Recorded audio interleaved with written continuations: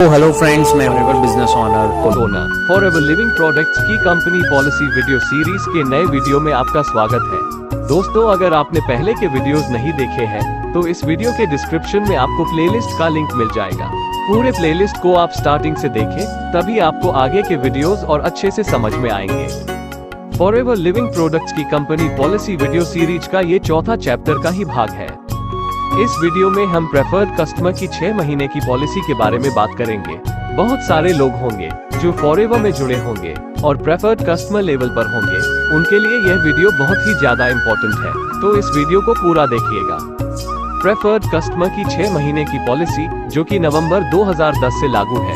आप forever living products में join हुए हैं और ज्वाइन होने की तारीख से 6 महीने तक प्रेफर्ड कस्टमर लेवल पर है, तो उसके बाद आप चाहे तो एक नया स्पॉन्सर चुन सकते हैं, यानी 6 महीने के बाद आप किसी दूसरे व्यक्ति के नीचे ज्वाइन हो सकते हैं। एक एग्जांपल देता हूँ।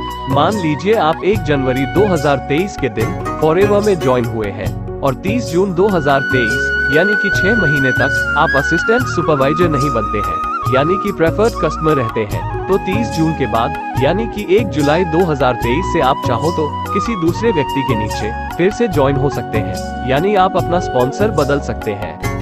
एक प्रेफर्ड कस्टमर जो एक नया स्पॉन्सर चुनता है, वो किसी भी पूर्व डाउनलाइन और संचित मूव अप सीसी को खो देगा और सभी लागू इंसेंटिव के लिए पुनः रूप में गिना जाएगा।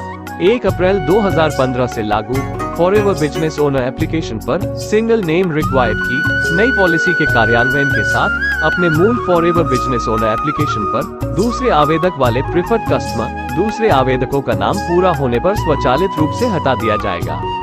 Active qualification, volume bonus, leadership bonus और सभी इंसेंटिव्स के लिए अर्हता प्राप्त करने के लिए एक एफबीओ को एक्टिव होना जरूरी है और उस कैलेंडर महीने के दौरान मार्केटिंग प्लान की अन्य सभी आवश्यकताओं को पूरा करना जरूरी है, जिसमें बोनस अर्जित किए जाते हैं।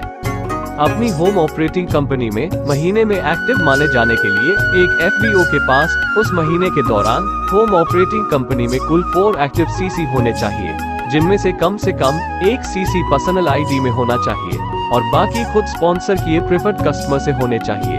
एक विदेशी ऑपरेटिंग कंपनी में महीने के लिए एक्टिव माने जाने के लिए उसे पिछले महीने के दौरान होम ऑपरेटिंग कंपनी में एक्टिव के रूप में योग्य होना चाहिए, या चालू महीने के दौरान उस विदेशी ऑपरेटिंग कंपनी में कुल 4 एक्टिव सीसी होने चाहिए, जिनमें से कम 1 पर्सनल आईडी में सीसी होना चाहिए। एक्टिव क्वालिफिकेशन हासिल नहीं करने वाले असिस्टेंट सुपरवाइजर को उस महीने पर्सनल बोनस या प्रेफर्ड कस्टमर बोनस का भुगतान नहीं किया जाएगा। सुपरवाइजर, असिस्टेंट मैनेजर और मैनेजर जो एक्टिव क्वालिफिकेशन हासिल नहीं करते हैं, उन्हें उस महीने वॉल्यूम बोनस का भुगतान नहीं किया जाएगा। किसी एफबीओ द्वारा अर्जित कोई भी बोनस जो महीने के दौरान एक्टिव नहीं है, मार्केटिंग प्लान के अनुसार उसके एक्टिव अपलाइन एफबीओ को भुगतान किया जाएगा।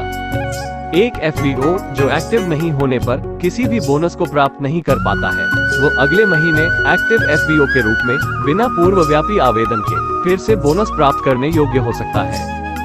बोनस और प्रॉफिट की गणना और भुगतान। सभी बोनस की गणना एफबीओ के मासिक रिकैप में निर्धारित बोनस रिकैप प्राइस यानी बीआरपी पर की जाती है। बोनस की गणना एफबीओ के उस समय के लेवल के अनुसार की जाती है जब प्रोडक्ट्स का ऑर्डर किया जाता है। बोनस उच्च लेवल पर जाने की तारीख पर आधारित होते हैं। एक एफबीओ को अपने द्वारा स्पॉन्सर किए हुए टीम में किसी भी एफबीओ पर वॉल्यूम बोनस नहीं मिलता है जो मार्केटिंग प्लान में समान स्तर पर है। हालांकि उसे लेवल की उन्नति और अन्य इंसेंटिव के लिए ऐसे स्रोतों से पूर्ण सीसी प्राप्त होते हैं। मान लीजिए आप सुपरवाइजर लेवल पर हैं और आपके डाउनलाइन में भी एक व्यक्ति सुपरवाइजर है, तो उसमें से आपको वॉल्यूम बोनस नहीं मिलेगा, लेकिन आपको असिस्टेंट मैनेजर बनने के लिए जो सीसी चाहिए वो आपके नीचे के सुपरवाइजर में से आपको मिलेंगे। जिस महीने कंपनी से उत्पाद खरीदा गया था, उसके अगले महीने की 15वीं तारीख को एफबीओ के बैंक खाते में बोनस भुगतान जमा किया जाता है। उदाहरण के लिए मान लीजिए जनवरी महीने की खरीदारी के बोनस 15 फरवरी को बैंक खाते में जमा किए जाते हैं। कमाई का सारांश, बोनस रिकैप स्टेटमेंट, अर्जित बोनस और अन्य डेटा www.foreverliving.com के माध्यम से ऑनलाइन उपलब्ध कराया जाता है।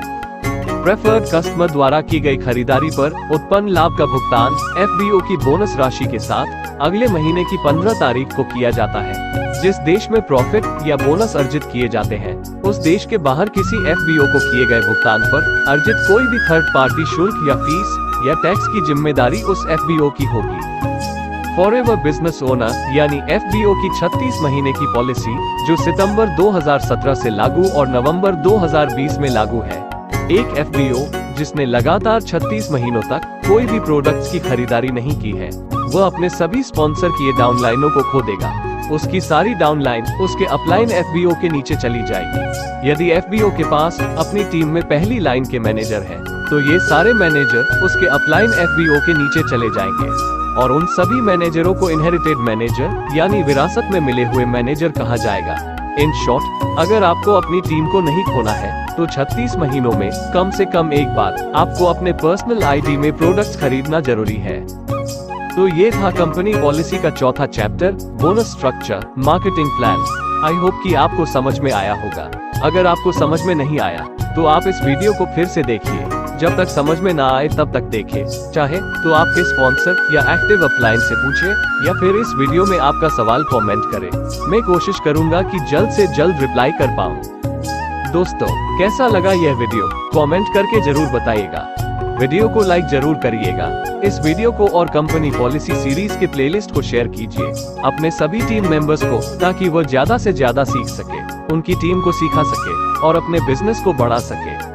ऐसे ही नॉलेजेबल वीडियोस को देखने के लिए इस चैनल को सब्सक्राइब कर लीजिए।